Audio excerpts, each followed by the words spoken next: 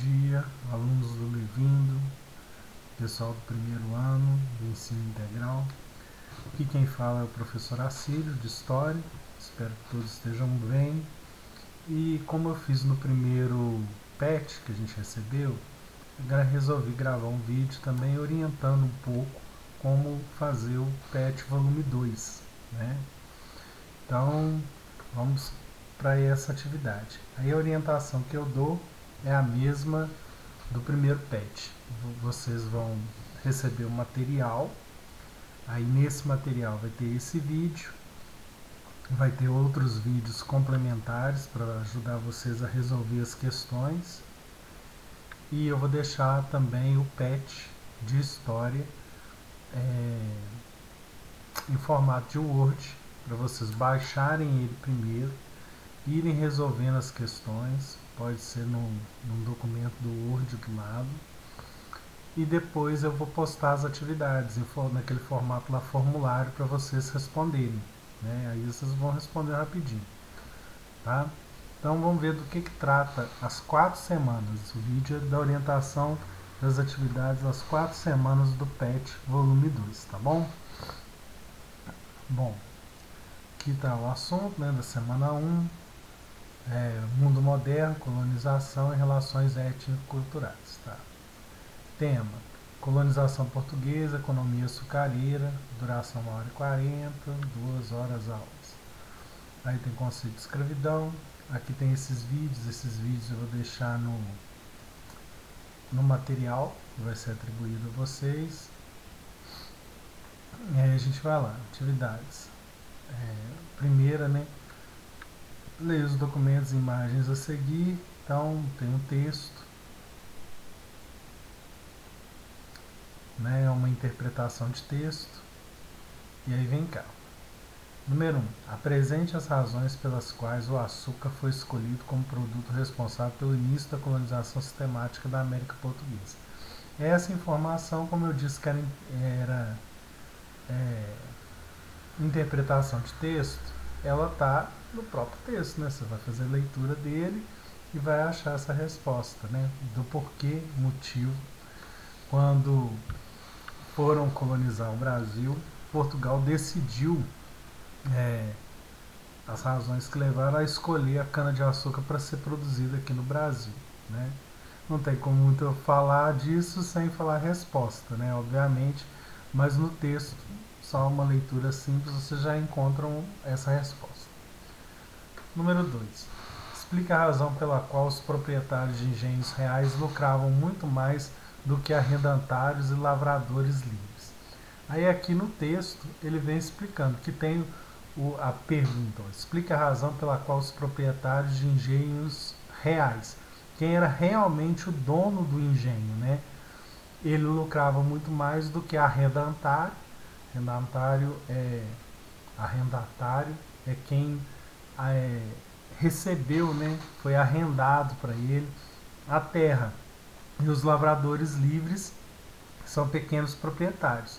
Então, por que um cara que é dono do engenho real, né, que tem uma área muito maior, ele lucra muito mais do que um arrendatário, alguém que recebeu ali um pedaço ali que ele meio que alugou, entre aspas, e os lavradores livres, tá?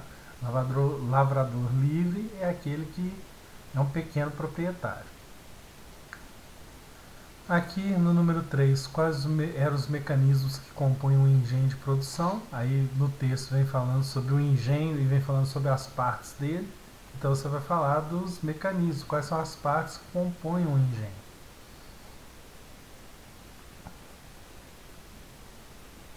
Aí já acabou a semana 1, aí vamos para a semana 2.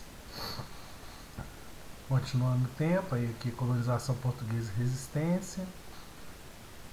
Tema já escravidão. Tem os conceitos aqui, sedição, o que é um motim. Também tem vídeos que eu vou deixar, né, referentes à matéria, né, eu vou deixar no link do material. Tem o texto.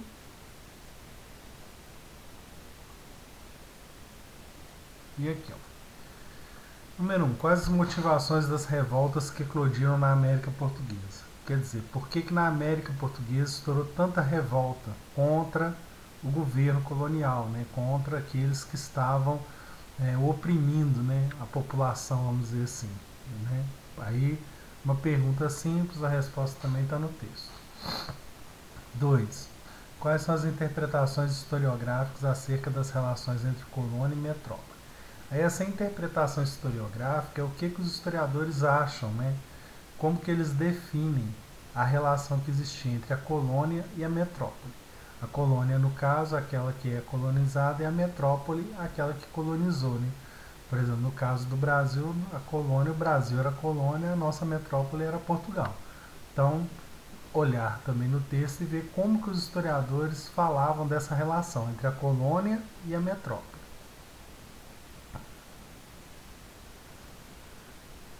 3. Na sua opinião, qual dessas interpretações historiográficas explica melhor a eclosão das revoltas na América Portuguesa? Aí você vai ver como que os historiadores definem a interpretação, e aí aqui você vai colocar qual das interpretações deles justifica, né, explica melhor ter revolta aqui na América Portuguesa. Atividade 2, leia o texto e responda sobre a Guerra dos Mascates. Aí número 1. Em que medida essas novas funções dos comerciantes portugueses foram determinantes para a eclosão da Guerra dos Mascates? Então os mascates aqui receberam uma nova função da coroa portuguesa, e aí aqui está querendo dizer em que medida que receber uma nova função dos comerciantes foi determinante para ter a eclosão da Guerra dos Mascates. Basicamente quer saber qual a causa, né, da Guerra dos Mascates e como que ela está aliada ao fato dos comerciantes portugueses terem uma nova função. A atividade 3 já vem falando da palavra emboaba, né? A gente vai falar da Guerra dos Emboabas. Defina o direito de conquista reivindicado pelos paulistas. Aí aqui no texto vai falar que a Guerra dos Emboabas ela tem a ver com o ciclo do ouro. E aí assim, quem veio para a região de Minas Gerais primeiro foram os bandeirantes paulistas. Então vocês vão analisar ali no texto e ver por que eles teriam esse direito de conquista, né, da região. 2. Apresente os traços definidores de identidade cultural peculiar dos paulistas. Aí aqui, traços definidores é o que vai identificar, né, culturalmente os paulistas que vieram aqui para a região de Minas.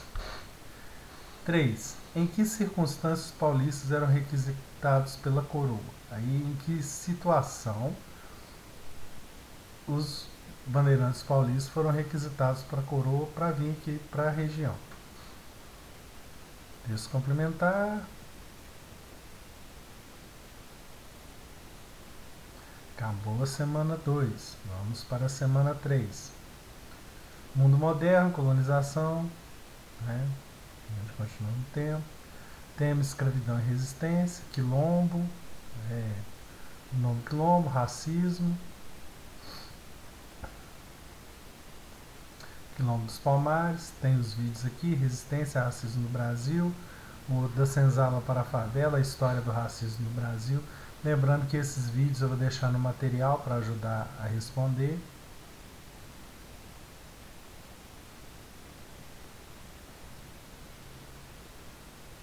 Atividades.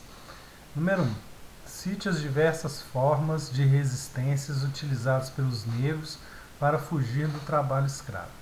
Aí aqui resistência é como que os negros assim tentaram não se submeter à escravidão, ao trabalho escravo, né?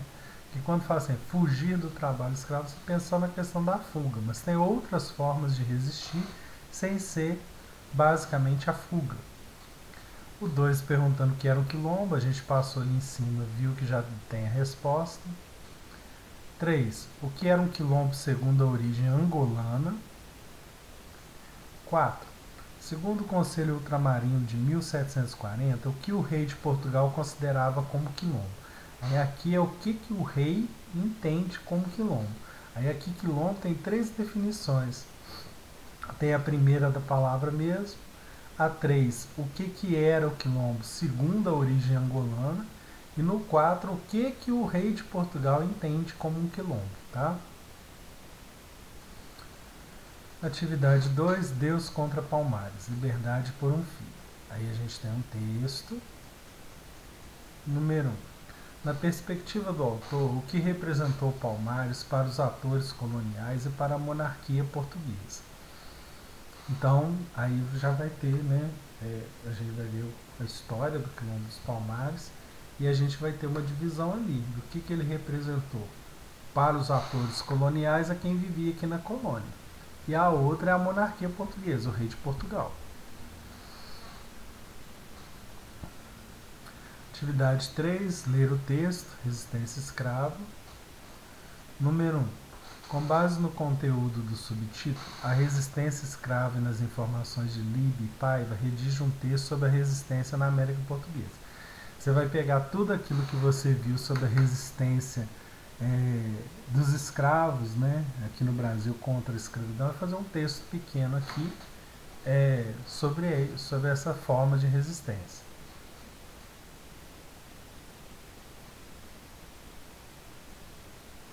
Acabou a semana 3, chegamos à semana 4. Revoltas escravas na colônia portuguesa. Aí a gente tem a revolta de Malês. Temos também